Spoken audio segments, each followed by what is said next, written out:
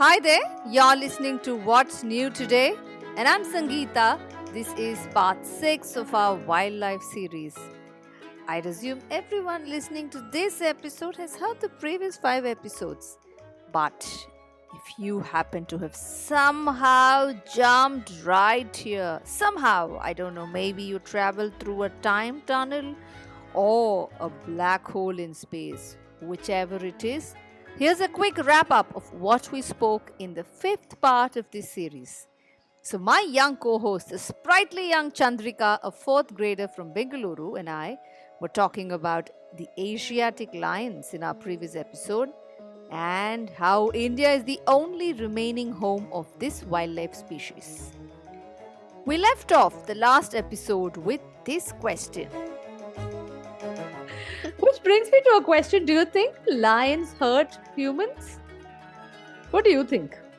Only if they're disturbed, if the humans are trying to hurt them or their cubs or their family, or when they disturb lions while eating, they'll attack. Yeah, that's normally the case. I think that is also true for tigers. Normally they don't. Yes. The big cats will not unnecessarily come and... Or else the lions or tigers might just mistaken the humans for prey and they might eat. Do you think they can mistake a human for prey? Like, do we look like a buffalo or a Sometimes. deer? No, some people, they bend down to bring water from the lake. Then a lion or tiger might mistaken that person for a black bug or something, and it might. Have you seen this on any National Geographic video? How did this I thought come saw- to your head? I saw once about some documentary about leopards. I saw one video from that documentary. The leopard was hunting one small boy. He was going to get some fish from the lake. And the boy was bending and the leopard Yes. mistook him. Oh, very interesting. Okay. Now, you did mention something about puggies. Yes. So, who are puggies? Where have you come across this very interesting concept? While I was researching, I learned that puggies are basically lion trackers. They always track the lions. If something is wrong with the lions, like a wound or some battle happened, then they'll call the veterinary doctors immediately. Then they'll try darting the lion by using some kind of gun and anesthesia. And then after the dart goes into the lion, they'll do a health checkup. And if they find wounds, they'll treat those immediately. But if the lion wakes up while they're doing the checkup, it's really dangerous. Oh, yeah. I don't think I'd like to be around that place though. Yes. I'm sure they'll know the strength of the anesthetic that they'll have to give the Yes. lion. Can you spell a puggy for me? Because some listeners might not understand the word. Pugee. A puggy is not someone who is unique to just tracking lions, because a puggy is a person who tracks pug marks. Yeah, pugmarks are basically footprints. Yeah, so you can have a puggy who tracks a leopard or a cheetah or a tiger or a lion, right? Yes. Yeah. I think in the video that I had shared with you, Yes. there were two puggies called Irfan and Muhammad. Yeah, they were some of the only old school puggies left. Yeah. What did they say about how they had learned how to understand the pug mark of an animal? Who taught them and what all did they learn? This profession will be passed down from father to son to the son or something. They'll all keep learning the same thing, how to track pug marks and how to track a lion. They'll learn all of this. Right. It's not taught normally in schools. Yeah, it's a real pity, right? That schools near Gujarat or wherever there are tigers or there are big wildlife forests, don't you Yes. think they should include teaching how to understand an animal's pug mark is important? Yeah, I think they have to do that, because what if one person from that same school comes upon a lion who is having a wound? Hmm. Then how will they know how to call the veterinary people? How will they know how to track pugmarks? Yeah. No, I totally agree with you. I think it's a good idea to include how to read pug marks as part of the school syllabus. Shall we go and recommend that to the educational board of all countries? Yes, I think we can recommend that. Which means y'all might get to spend a full term in a forest because it takes a long time to Ugh, learn. Are you up for that? I'm not sure. I Now we hate have to creepy rethink. crawlies.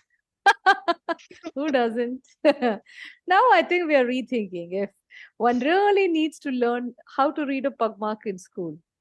Yes. Yeah. So I read somewhere that the moment a puggy sees the pug mark of, say, a lion, they can tell you whether it is a male or a female lion. Yes, that's such like amazing. How will they know that it's a female or a male? That's too good. Right? Yeah, I know. Okay. Now, the next sentence that I'm about to say, tell me if you think this is true or false. Okay. When someone sees a pug mark, I'm talking about a puggy, they can Yes. even tell you the exact age of the animal. Yeah, The they can. They They can. can? Okay. The last thing, puggies can read the pug marks of many animals, right? Yes, they can. So, several puggies, you know what they do? They'll go to the waterfront in that wildlife area every Yes. morning, and by just seeing the track of all the footprints that have come to the waterfront, They will know exactly what happened at that place. If one dead body of an animal is there, they'll know exactly what happened uh, just by seeing the pug marks.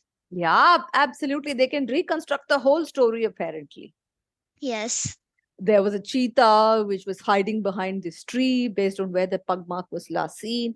And then the cheetah pounced at this point, and there was a deer which was bending here to drink water. And the whole scene is something that they can reconstruct. Yes. Fascinating, right? I believe that's how the puggies earlier also used to go and meet the kings every morning and tell them about all that happened in the forest. This is how they did. It's not like there were any cameras that were there which Yeah, could there will track. not be cameras in the royalties time. That would Yeah, just be silly. yeah. It would be silly. It is anachronistic. Yeah, so all that they did was they would track the pugmarks, and that's how they could reconstruct the whole story. It's Fascinating, kind of right? like they looking at the pug marks itself is the camera. Yes, that's right. So we've spoken about how the lions in India have been saved, how hunting for lions has been made illegal, um, and about how the lions are pretty much overflowing from the state of Gujarat. I think they've used up every available territory that's now there. Yes. So for a very long time, India has been toying with the idea that we need to shift some of these new lions to other national parks, especially Kuno National Park in Madhya Pradesh, which has a similar terrain, weather conditions, and all of that, where it should be Okay. easy for the lions to survive. But there's been a big fight about it. Before we end this episode, are there any other fun facts about lions that you'd like to share? Yeah, I have two fun facts. Do you know about Simba from the Lion King? Simba means lion in Swahili, a Kenyan language in Africa. Wow, I didn't know that the word Simba meant a lion. Wow! Wow. I have Wow. also one more. Mhm. A lion's roar can be heard 5 miles away. 5 miles away. Wow. I'd be terrified, frankly. It would sound like it's coming from somewhere near me if I were in a forest. Right? Wonderful. I love both your trivia. But before we wrap up this episode, shall we do a quick quiz time? Yeah, I love quiz time. So I'll ask you three questions based on what Okay. we've just discussed in this episode. Okay. Yep. Okay. Question number one: which is the only state in India which has Asiatic wild lions? Gujarat. Question 2. Roughly how many Asiatic wild lions do we have in India today?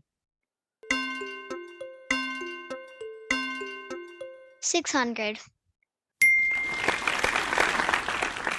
Question number 3. What does the word Simba mean in Swahili? Simba means lion in Swahili. Wonderful. But here's a bonus question. In which movie or story does Simba feature in? The Lion King. Brilliantly done. Wonderful. I'm very happy that we've got to discuss one of India's better conservation stories. Actually, India's had a decent amount of success in conserving Yes. the big cats, both the tigers and the lions so far. And hopefully, we do manage to relocate some of the lions from Gujarat so the lions don't have to saunter onto beaches and scare a few tourists away. They can go off into the wildlife parks. I don't know of Madhya Pradesh or Rajasthan or wherever it is that the government manages to agree to relocate their Yes. Asiatic wild lions. Let me leave our listeners with a small question.